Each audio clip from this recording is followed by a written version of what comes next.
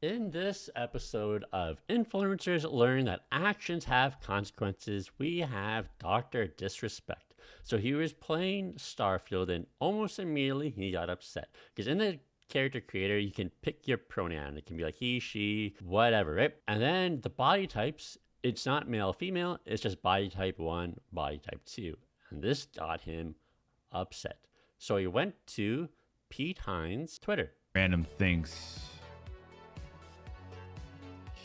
Him. Got it. Okay. Now everything's starting to make sense.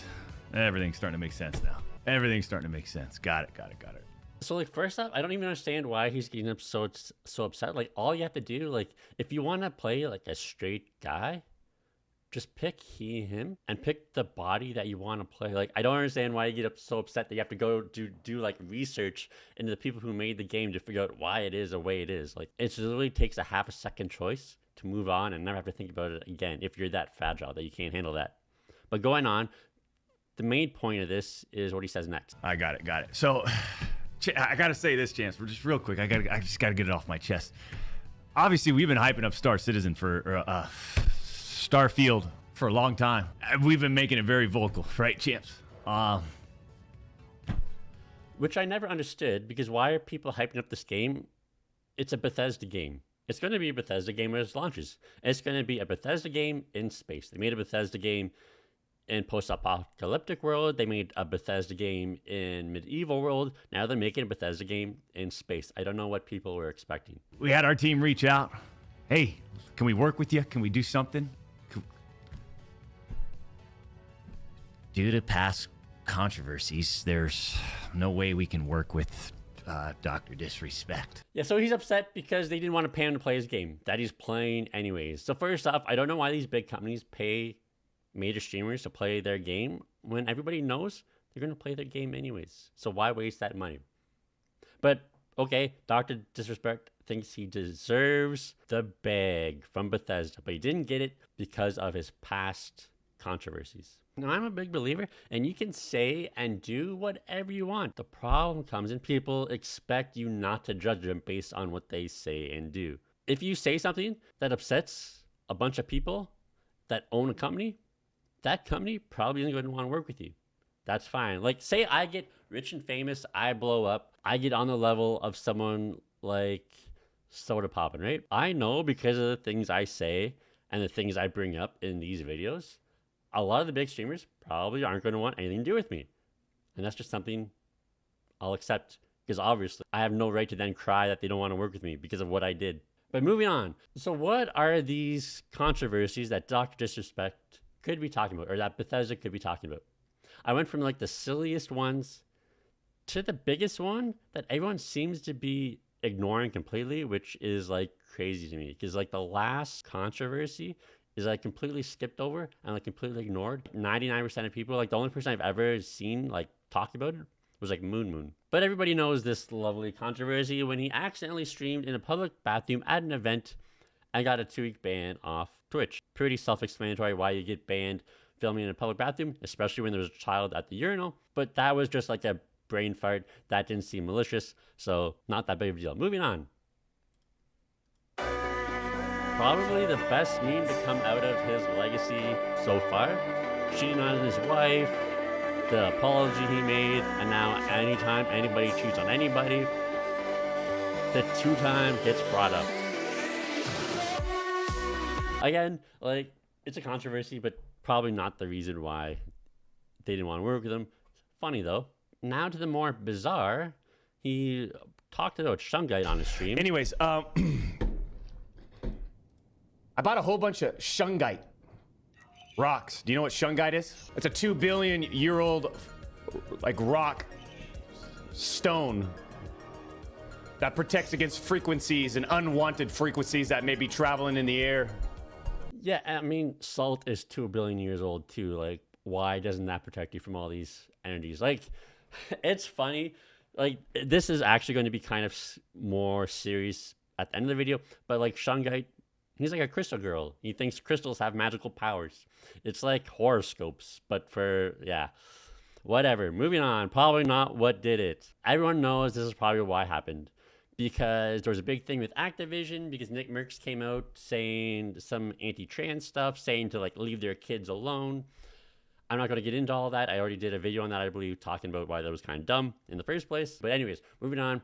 Dr. Disrespect backed up Nick Merckx and demanded that Activision apologize to Nick Merckx, which they did not. So that's probably clear sign to other major corporations not to give this guy money, because it's clearly going to be an issue. Because if like they go against some weird messed up notion he has about the world, he's going to call them out and cause them drama, which is not something you want to do and not somebody you want to pay. It seems like pretty business sense 101. Like, if you're a capitalist, this should be pretty clear to you. This should be what you want. Businesses make business decisions based on how you act and do, because you're going to cause issues for their business. So I will say, I feel like this is the controversy that Bethesda was referencing. But here's the controversy, which I don't know how he got away with this and how more people aren't talking about it, because this is like literal insane stuff. Like, it's like honestly scary that people believe this. But everybody knows he got banned off of Twitch. No one knows why, but he had a weird broadcast before. During that broadcast, he started talking about this stuff. I was watching that documentary on, what's this guy? Ike, I-C-K-E. David Icke. Yes, Alex. Yes. I like him. Even if, like, it's like, it just kind of, you know, rather than this, it's on Netflix. I believe it's on Netflix. Or is it Amazon? It's one of the two. It's either Amazon or Netflix.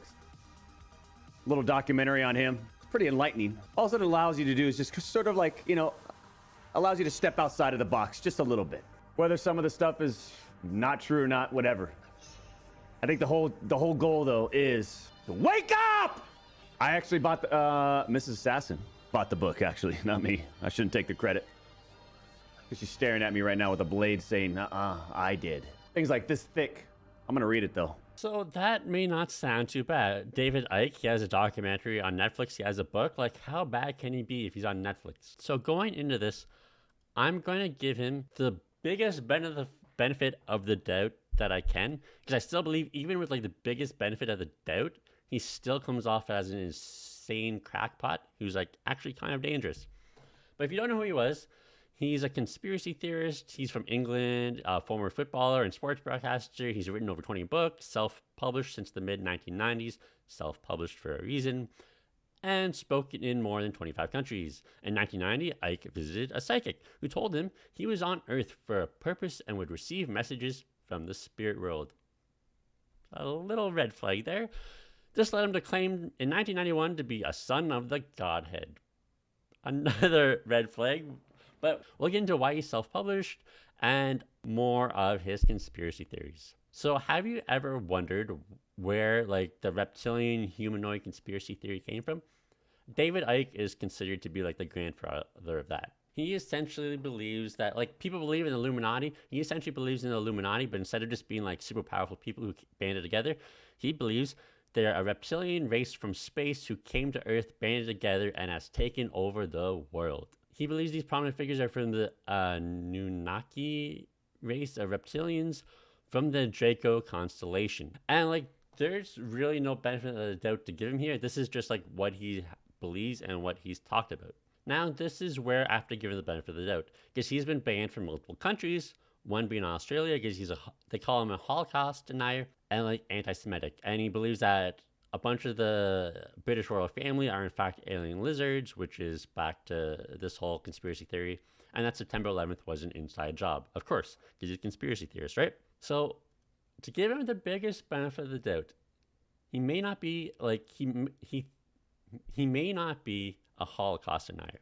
What he says is in a chapter of one of his books, which is why he's now self-published, because they did not appreciate this chapter of the book and they kicked him to the curb. He suggested that Jews funded the Holocaust by quoting and seconding Gary Allen's claim that the Warburgs, part of the Rothschild Empire, helped finance Adolf Hitler. In his views, schools indoctrinate children with the unchallenged version of events, with the mainstream account of the Holocaust thanks to their use of free copies of the film Schindler's List. So essentially, the Jews funded the Holocaust, so you may want to start asking questions about the Holocaust. So he's not really denying that it happened, but like in his written works, the farthest he's gone is saying that. maybe you should start asking questions because maybe it was the Jews who caused it, right? And this is also like, I haven't watched all of his speaking engagements, so maybe in his like speaking stuff, he's been clear about the Holocaust denial, but just giving him the biggest benefit of the doubts, I still think he still sounds like a huge anti-Semite and a huge crackpot conspiracy theorist.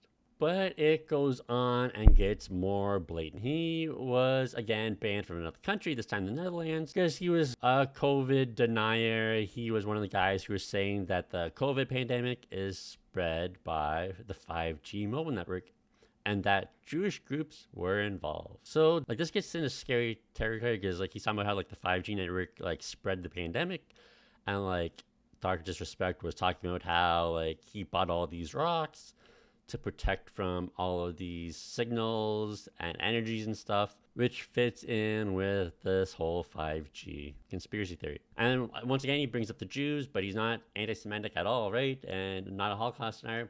But here's like the main thing of him being anti-Semitic. He talks about the protocols of the elders of Zion, which you don't know is like an old book that is now super popular again, which is like the handbook to being anti-Semitic. Essentially, it just blames everything on the Jews. But he says it's not evidence of a Jewish plot, but a reptilian plot, going back to this whole conspiracy theory. He also says the families in positions of great financial power obsessively interbreed with each other, but I'm not talking about one Earth race, Jewish or non-Jewish. I'm talking about a genetic network that operates through all races. The bloodline being a fusion of human and reptilian genes. Let me make myself clear. This does not in any way relate to an Earth race. Which, hey, okay, maybe he just so happens to talk about the protocols of Elder Zion, and it just happens to be a coincidence. He's not actually anti-Semitic. But then when people ask to like question him on who these like reptilian overloads are, he just happens to list everybody who's a Jew.